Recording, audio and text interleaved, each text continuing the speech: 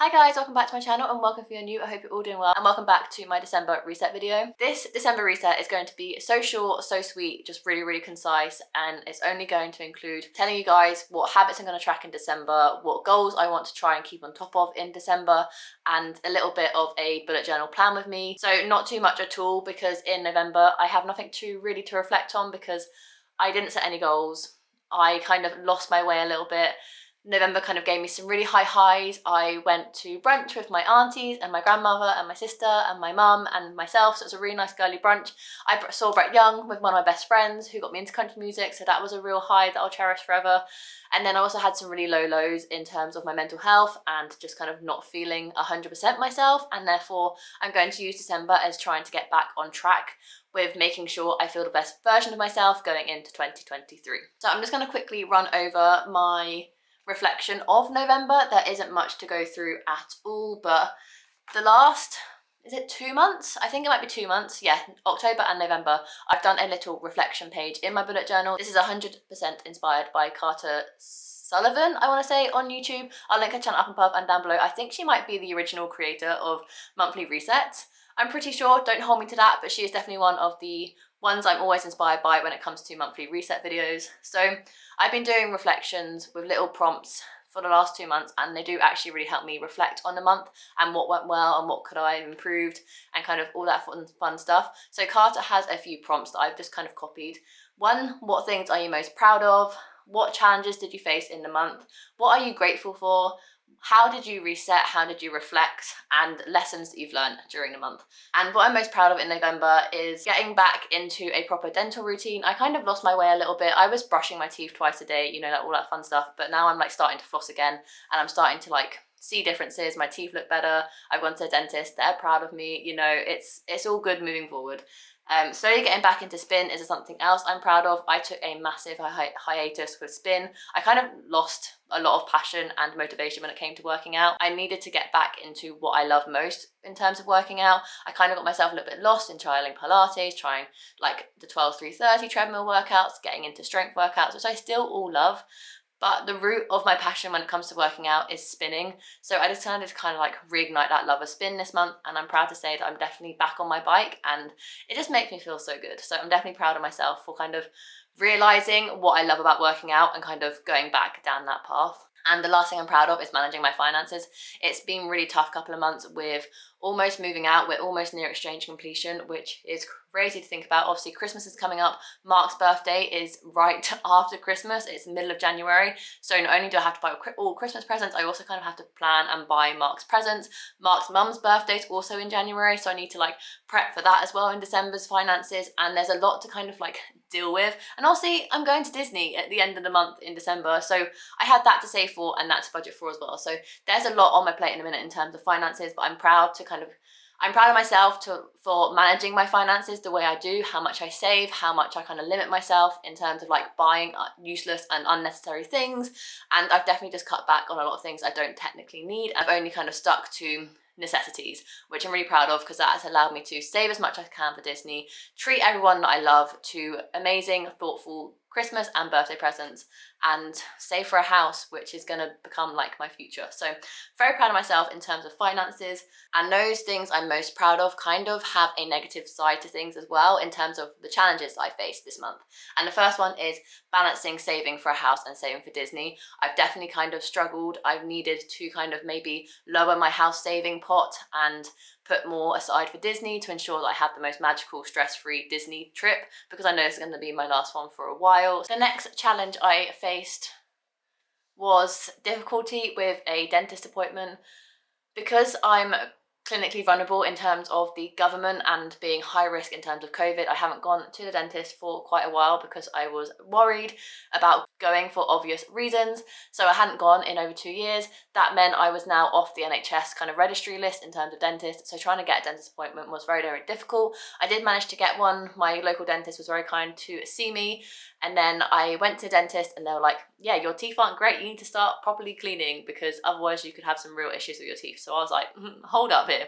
So that was kind of like a challenge I faced this month in terms of not only getting an appointment. I'm very, very thankful for the NHS. I'm very, very thankful that I managed to squeeze myself in because I know a lot of people just can't get a dentist these days. So very grateful for that. But it was a challenge I faced because my reasoning for not going is valid rather than just not wanting to go. And therefore, when they kind of turned me away, it was a bit stressful. So another thing, connecting on to the last challenge I faced this month, was overthinking constantly about my health. I've had a lot of kind of health scares this month in terms of self-diagnosing and overthinking about every single like achy bone, achiness in my body and the way I look. And it was just, there was a lot going on in my mind this month. So it was definitely a challenge I faced in trying to like deal with all that, and definitely overthinking in my health did not help. However, let's go into the more positive things. What am I grateful for this month? Always will be the top of my list is Mark. Mark, I am forever internally grateful to him. He is an absolute gem and I'm so thankful for him. The next one is you guys. I'm so grateful for the people and the friends who watch my YouTube channel and my YouTube videos because it means the absolute world. I've had a very random year, not only in reading this year, but also in my YouTube content creation. It's been very ebb and flowy. It's been very up and down. It's been very sporadic. So I'm thankful to everyone who's kind of stuck around and still watches my videos and still comments the most lovely, wholesome things. So thank you. And then the last person I'm thankful for is Denise. She is a doctor at my local GP and I'm just so thankful for her for listening to me when I went into the doctors and being like, something isn't right. The fact that she just said like, okay, no questions asked, I'm just gonna help you as much as I can. She took blood tests, she checked me all over. She was just the absolute gem, and I know some people can have really bad experiences at GPs and GPs are not listening to people's concerns and kind of brushing them away. The fact that Denise was just so lovely and just like so caring and understanding and helped me kind of ease my mind in terms of my health was, I can't ask for a better GP, and I'm gonna be really, really sad when I had to leave them when I move because they've been so accommodating to my health and they're the best. Thank you, NHS. I think I'm just more grateful for the NHS and the lovely doctors and nurses that are part of the NHS, to be honest, this month. How did I reset? I changed up my workout routine to involve more walking, and I definitely think that helped in kind of like not feeling too pressured to do strenuous exercise when I didn't really feel like it. Me and my friend still go to the gym 3 days a week most of the time when we're in the office, really early in the morning, and sometimes, you know what, I can't be bothered to work out, but the fact that I have like an accountability buddy in Hannah, another person I'm grateful for this month, is like really, really motivating. So when we get into the gym, she goes off and does all her strength and really intense training because she is an absolute beast, and I will just get on the treadmill and do 12 through 30, and it just means that I'm happy that I've moved my body. I feel better for moving my body, but I'm not like putting my body into overdrive when I know mentally I wasn't kind of in that headspace. So I definitely think that was a way I resetted this month. Another way I reset myself this month is I took a day off and did a whole reading vlog. I just read Christmas books for 24 hours and I have a whole vlog for that. If you would like to see it, I'll link up above and down below, but I definitely count that as a day as a reset. I took the day off work. I just cozied up in front of my Christmas tree and just read 2 books that are very festive and very cute. So yeah, that's definitely a way I reset. Lessons I learned this month. The first one is bad language pending. What the fuck an unadopted road is. We've had some issues with unadopted roads in the area where we're hoping to buy a house. So we had to learn all about that and learn the legal side, and it was a lot of jargon to get through, but I now know what an unadopted road is.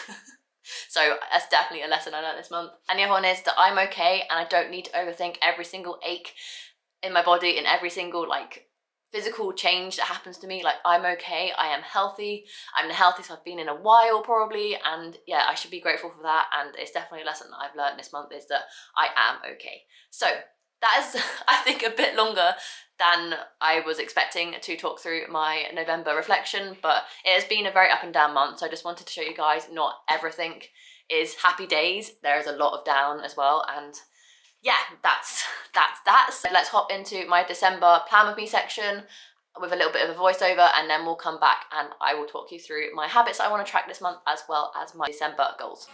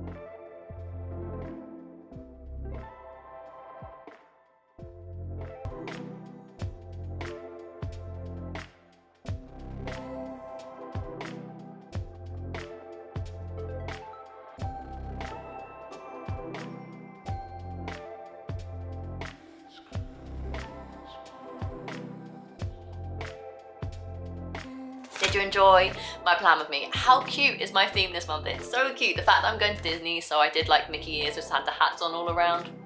So cute. I'm gonna do goals first because the goals kind of reflect on what habits I want to track. And I've categorized my goals into 4 this month. Usually it's 3 in content, health, books, and miscellaneous. So in miscellaneous, it tends to be more like festive activities and things I want to do this month to make me feel happy. Obviously books are the books I want to read.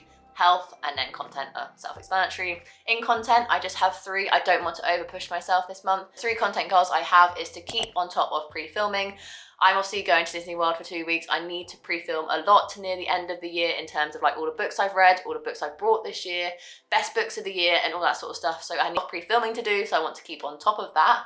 And my other 2 are Instagram related. I've definitely fallen off my Instagram game and I want to get back on it. So that is to post on my feed once a week and to post 1 reel a week. In my health category, I have guilt-free eating. It is Christmas time. You eat that mince pie, you eat your advent chocolates in the morning, you have cake, you have the biscuits that are given to you in work, you eat another roast potato if you want to, you drink the alcohol, you just have a merry old time if you celebrate Christmas or you just celebrate the holidays. I just really want to focus on guilt-free eating. The next one is to do 7,500 steps a day. 10,000 is a little bit of a push for me because I do kind of sit down predominantly for my job. I'm a graphic designer. I sit in front of a computer screen all day. So 10,000 is kind of a hard push to make every day, but I definitely think 7,500 is doable and I definitely want to increase my step count. So I thought I would give that a go and see how I go. If I don't complete it, I don't complete it. It is Christmas. I want to watch all the Christmas films and read all the Christmas books. So if that means sitting on my ass more than usual, then so be it. But I would like to see if I can do 7,500 steps a day. And my last one is to spin twice a week. Going back on my November reflection, getting back into spin, I'd like to keep that up and spin twice a week. Obviously I go to the gym 3 times a week, so that twice a week for spin will be the days that I work from home. We'll go into miscellaneous and then we'll finish with books because I do have a whole December TBR, so I'll link that up above and down below for you as well. My miscellaneous category, the first one is to finish This Is Us. This is a TV show that I've been watching for months now and I had a massive break from it because it got so depressing, but I'm on the home stretch of finishing it and I'd like to say that I finished it before the end of the year. I think I have about 4 episodes left, so it's definitely doable. But when I wrote this goal in the middle of November, I had about a season and a half left. So it's definitely doable now. It wasn't doable when I wrote the goal. The next one is to sort out my wardrobe and just kind of have a declutter about a lot of things in my bedroom, like my wardrobe, under my bed, under my desk, my books as well. Because yes, I am moving out into my first home with my boyfriend. So I just want to make sure that what's in my bedroom, everything that I will take to the new house is everything that I actually want rather than just like carrying over and moving out loads of things I don't need and don't want. So I'd like to have a massive clear out. My wardrobe is my main priority, but if I have time, I'll do the other things I mentioned as well. Obviously, I want a Christmas movie day / night. Me and Mark do this every year and we always make sure we watch The Christmas Chronicles and Claws on Netflix. We tend to watch other things as well, but those are 2 musts. And then I'd also love to go to a Christmas market. I don't go to many Christmas markets. I really don't make it a priority, but this year I'm making it a goal and I'm actually going tonight with my mum. I'm so excited. Mark is at a Christmas party for work. So I was like, hey mum, do you want to come with me? Because I don't want to go by myself. And she's like, yeah, sure. So we've booked in for dinner at a tapas place. We're going to see the Christmas light switch on in my local old village, like old town village, at 6:30. And then we're just going to like browse around the Christmas markets, maybe get a hot chocolate and just feel all festive. And I'm very, very excited for that. And then the last one is to set up January in my bullet journal because once again, I'm going to be away across New Year. So therefore, when I get back in the middle of January, I don't want to have to think about setting up January's bullet journal. I just want it to be there and ready to go. So therefore, I want to set up January's bullet journal before I go away on holiday, which means it'll be in December. And then finally for books, I would like to read A Merry Little Meet Cute, which I have already done. I did it in my Christmas reading vlog, so I'll link it up above again. I also want to read The Christmas Bookshop by Jenny Colin. Mulled wine, mistletoe and mulled wine at the Christmas camper van I want to read as well. These are all in my December TBR, so I'm not going to say what they're about. Comfort of Food Cafe, which I also read in my Christmas readathon. And Grown Ups by Marion Keys. So those are like the top books I definitely want to try and get to this month. That's a lot, but I will hope I can get to all of them. So those are all my goals. And reflecting on my goals, I made 6 habits that I want to track. The first one is working out. And I'm going to split it into whether I went to the gym or whether I spun. The next one is to read 30+ pages a day. Reading as a goal or habit isn't enough for me. I feel like I need to make it a numerical goal, because otherwise I just kind of won't do it. So if I set myself the goal of 30 pages a day, I will then sit down, read those 30 pages for half hour, and then most likely, because I know myself too well, I will then continue to read, and therefore I will read more than that. But 30 pages is a good benchmark for me at the minute of how hectic my life is. The next one is to be asleep, or at least be like going off to sleep by 9:30. I've been having a lot of late nights recently, and I can definitely feel a toll on my body. I'm so tired at the minute, and I know it's because I'm sleeping past 10 p.m, but still getting up at my like favorite time of day, which is 5 a.m. So I definitely need to get the balance right. I need to go to bed earlier and enable to feel good about myself waking up at 5 a.m. So I want to try and be asleep by 9:30 every night. We'll see how that goes. Next one, obviously, going back to my goals, is to do 7,500 steps a day. I just want to track it to see exactly which days I managed to complete it. And then my next habit, I usually say healthy eating, but healthy eating is different for everyone. Healthy eating for me is my normal breakfast, my normal lunch, a dinner that my parents cook for me, whatever that is. And then if I've had like good or bad snacks during the day, that's kind of how I usually tell if I've eaten healthy or not. So it can vary for everyone, but that's kind of how I take a stance on it. However, this month, instead of just healthy eating as a habit tracker, I've put, have I felt good about my eating today? I think having a question in that habit box instead of like healthy eating header would be a lot better, because then I can be like, what have I eaten today? And do I physically feel good? Do I mentally feel good about what I've put in my body today? And I think that's going to be a better tracker than healthy eating, because I could just lie. Whereas if I have to answer a question, I feel like I'm going to be a bit more accurate with it. And my last one is Instagram, going back to my goals, wanting to post on Reels and on my feed once a week. Having it as a habit, I can then definitely track if I've done it or not. So those are my 6 habits. And I think that is everything for my December reset. Very, very chill, very, very cozy, because we're by the Christmas tree, so it can't get cozier than that. But I just want to sit down with you guys, show you what I'm kind of hoping to achieve by the end of the year, and kind of show you that not every day is amazing and that you do have ups and downs, but that's completely fine.